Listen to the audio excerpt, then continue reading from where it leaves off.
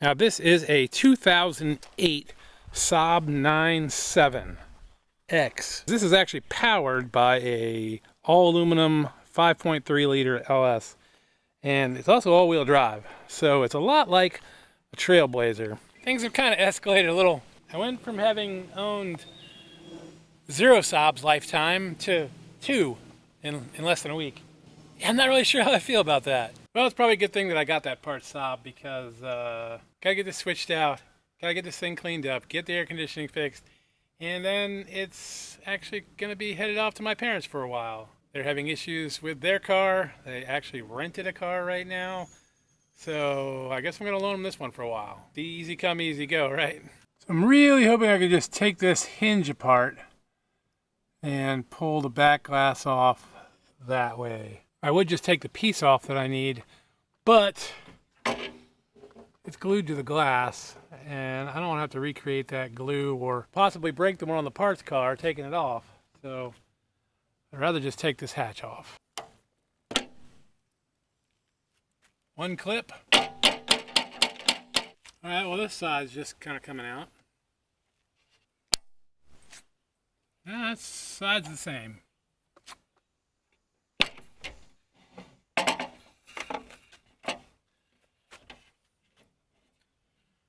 All right, may as well pop these off.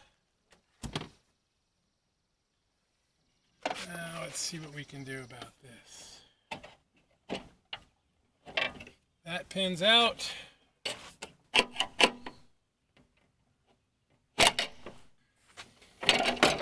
All right, well, that was pretty easy.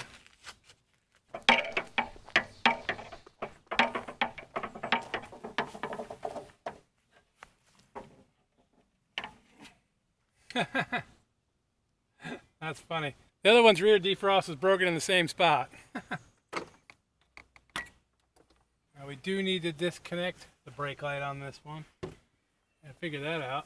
This pin's a lot harder to get at when everything's still on it. Take this out. That takes care of that. I can pull our little clips here. This open. This is really a much better hinge on this one. Alright, now to get over there without breaking it. Guess we'll throw this one back on real quick. Our practice glass.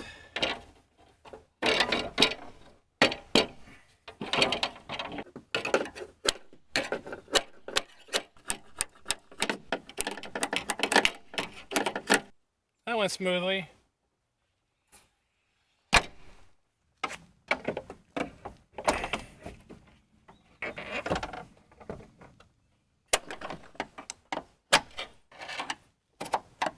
That one's in all the way. That one's in all the way. These prop rods on here. Not exactly as easy as I thought, but it worked out. It's in. Let me put these little clips on and then clean this window. It's really dirty. Almost forgot the real reason we were doing all this. Third brake light. Hope it works. Wouldn't that be something if I bought that whole car for the brake light assembly and it didn't work? Oh shit, I should check that. I'll let you check that and I'll just play it back.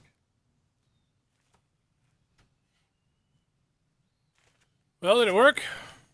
Probably tomorrow morning I'll just clean the whole thing.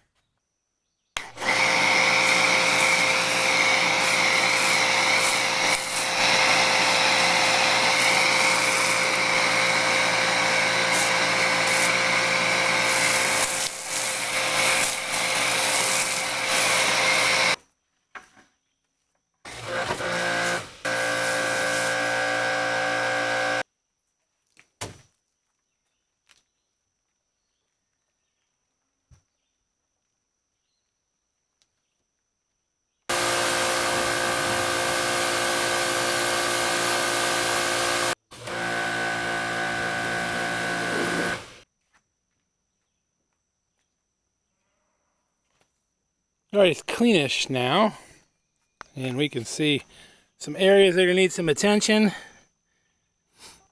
Fortunately, I've got a white touch-up pen, so we'll touch that up, touch this one up. Looks like it hit something here. We'll hit this with the buffing wheel, see if we can get rid of some of that. We've got some more damage over here. Some more for the buffing wheel. This right here. Hit that with the buffer. And on the back we've got this all sorts of little bumps here. Little chips that we can hit with some touch-up paint. Make the overall look of that bumper a little bit better. This side we've got this whole weird door thing going on. Probably not today or anytime soon, but I've got the parts car over there and it definitely has a door on it that is just fine. So that might end up on here. Yeah, I'm just gonna use this AC Delco Arctic White. Should be fine. White's white, right?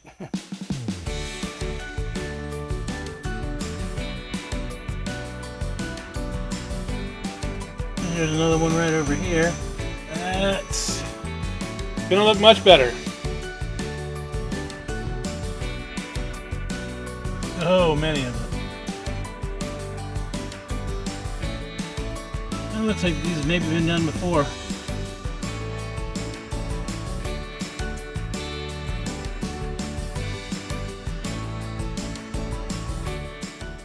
Probably been a few days, but I got tags and insurance and all that good stuff on the Saab, so I drove it to work yesterday, and this thing's a runner. Here's the old glove box door. I think it's pretty obvious what the problem here is. Now, I was just going to swap out the doors completely, but then I realized they do have the service part codes on them that are specific to the vehicle. So instead, I'm now taking it apart, and I'm just swapping the door itself. It is just held on with a giant clip. How on earth do you break that? And then lose it? Why wasn't it inside the door? Huh. Alright, now we've got a working glove box. Now we just need to go install the old one back in the parts car. And done. Oh, what a beautiful day. Take the console apart. Alright, well this has got to come out to get that shifter cable. Okay, I'm going to put our parking brake on.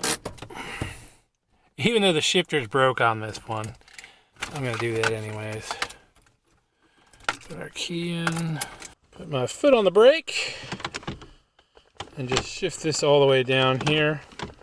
Twist this whole thing like this.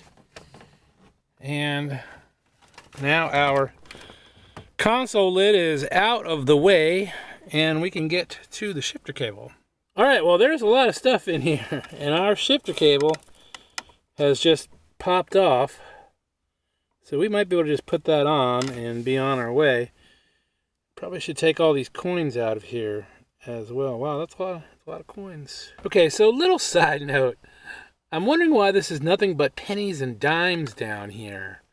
Why are there no quarters or nickels? And why is it all so corroded and gross? I think I figured it out. Take a look at our cup holder. Our cup holder has a hole on this side and one on the other side. And that's only big enough for a penny or a dime to get through. And also because there's a hole there, anything you put in here that has condensation on it is just going to drip out of this hole right onto those coins and onto any metal in there, and it's going to rust all this stuff in here. So that is why all that stuff is so rusty and corroded. I have almost freed this little turtle necklace from its capture here. Alright, our plastic piece is installed, and you can see we are back to having a working shifter.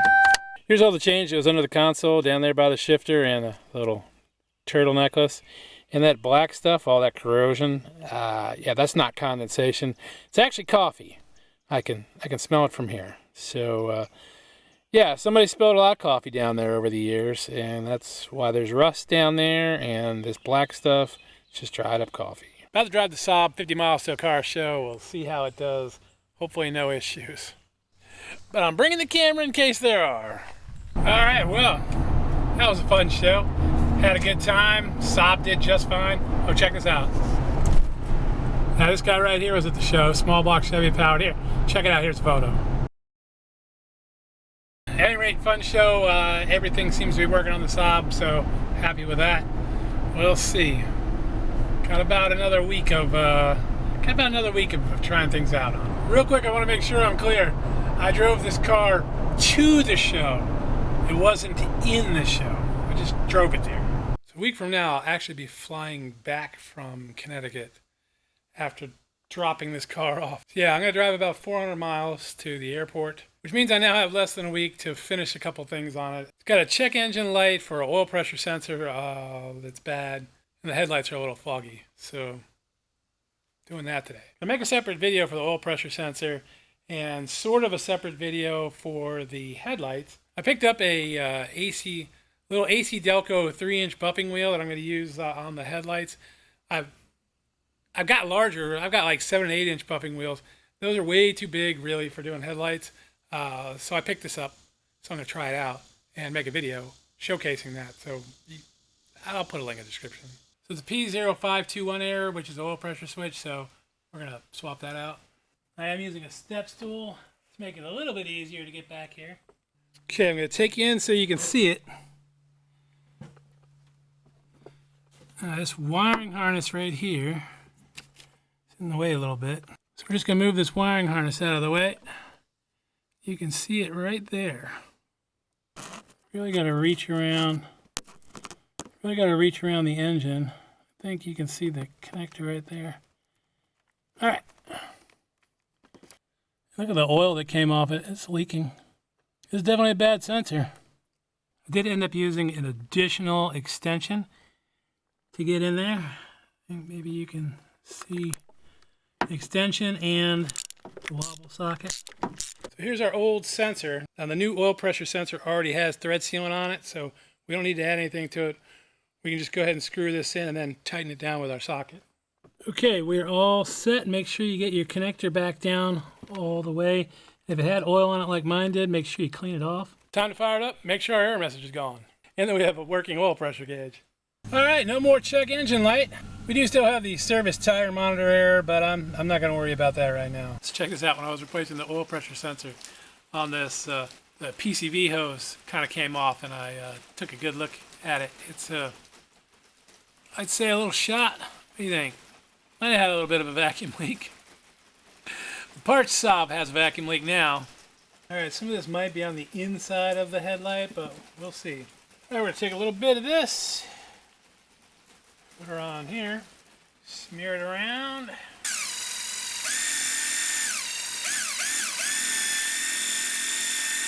Okay, so this is a lot better. It's by no means great. Let's see if we can see the difference. Yeah, there's your difference.